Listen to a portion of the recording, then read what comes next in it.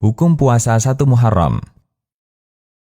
Dari Abu Hurairah radhiyallahu anhu, Nabi Shallallahu alaihi wasallam bersabda, yang artinya, sebaik-baik puasa setelah Ramadan adalah puasa di bulan Allah, bulan Muharram. Hadis riwayat Muslim. Hadis ini merupakan dalil dianjurkannya memperbanyak puasa selama Muharram. An-Nawawi mengatakan, hadis ini menegaskan bahwa Muharram adalah bulan yang paling mulia untuk puasa. Syarah Sahih Muslim. Kemudian dari Abu Qatadah radhiyallahu anhu, Rasulullah Shallallahu alaihi wasallam bersabda, yang artinya, puasa hari Asyura, saya berharap kepada Allah, puasa ini menghapuskan dosa setahun yang telah lewat. Hadis riwayat Muslim. Dan setelah Nabi Shallallahu alaihi wasallam mendapatkan informasi bahwa puasa Asyura adalah kebiasaan puasa Yahudi yang paling agung, beliau bertekad tahun depan akan puasa tanggal 9 Muharram, agar puasa beliau berbeda dengan kebiasaan puasa Yahudi. Hadis riwayat Muslim.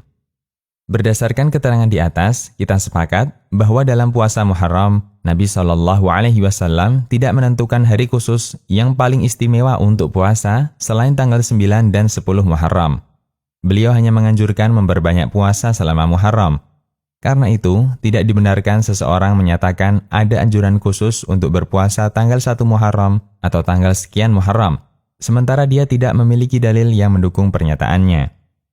Hukum puasa tanggal 1 Muharram. Satu prinsip yang penting untuk kita garis bawahi, bahwa satu amal yang sama bisa jadi memiliki hukum yang berbeda, tergantung dari niat pelakunya. Rasulullah Shallallahu alaihi wasallam memberikan kaidah yang artinya, sah dan tidaknya amal bergantung pada niatnya, dan seseorang akan mendapatkan sesuai dengan apa yang dia niatkan. Hadis riwayat Bukhari dan Muslim. Sebagai contoh, misalnya, ada orang yang menyerahkan sejumlah uang kepada orang lain, ambillah uang ini. Ada 3 kemungkinan akad yang berlangsung dalam kasus ini. 1. Jika ia berniat mendermakannya, maka akadnya adalah hibah. 2. Jika tidak niat berderma, maka akadnya adalah qard atau utang, yang wajib dikembalikan oleh penerima uang.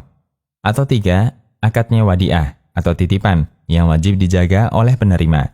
Bentuknya penyerahan uang, namun hukumnya berbeda karena perbedaan niat saat penyerahan uang itu. Contoh yang lain, si A melakukan puasa di hari Senin tanggal 9 Dzulhijjah. Ada 3 kemungkinan hukum puasa tersebut. 1. Jika si A meniatkan puasa untuk qadha Ramadan yang menjadi tanggungannya, maka statusnya puasa wajib. 2. Jika si A meniatkan puasa sunnah hari Senin. Atau 3. Si A berniat puasa Arafah. Puasa yang dikerjakan sama, namun status dan nilai puasa itu berbeda tergantung niat orang yang melaksanakannya. Orang yang melakukan puasa tanggal 1 Muharram ada 2 kemungkinan niat yang dia miliki. Pertama, dia berpuasa tanggal 1 Muharram karena motivasi hadis yang menganjurkan memperbanyak puasa di bulan Muharram. Ini termasuk puasa yang bagus sesuai sunnah Nabi Shallallahu alaihi wasallam sebagaimana penjelasan di atas. Kedua, dia berpuasa tanggal 1 Muharram karena tahun baru, atau mengawali tahun baru dengan puasa, atau karena keyakinan adanya fadilah khusus untuk puasa awal tahun, dan seterusnya. Dr. Muhammad Ali Farkus, salah satu ulama Aljazair, menegaskan, perlu diperhatikan bahwa selama bulan Muharram dianjurkan memperbanyak puasa. Tidak boleh mengkhususkan hari tertentu dengan puasa pada hari terakhir tutup tahun dalam rangka perpisahan dengan tahun Hijriah sebelumnya, atau puasa di hari pertama Muharram dalam rangka membuka tahun baru dengan puasa. Kemudian beliau menjelaskan hadis yang menganjurkan puasa tutup tahun dan pembukaan tahun baru.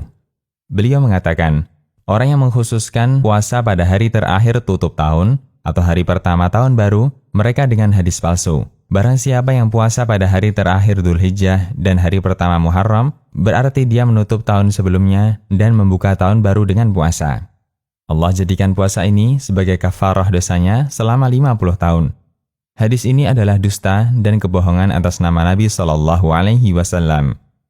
Dalam hadis ini terdapat perawi bernama Ahmad bin Abdullah al-Harawi dan Wahab bin Wahab. As-Suyuti menilai keduanya perawi pendusta.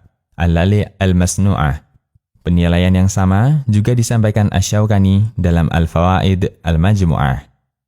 Peringatan Al-Hafidh Abu Syamah. Banyaknya amalan yang beredar di tengah masyarakat terkait tahun baru Hijriah menjadi sebab para ulama hadis mengingatkan masyarakat untuk menghindari amalan semacam itu.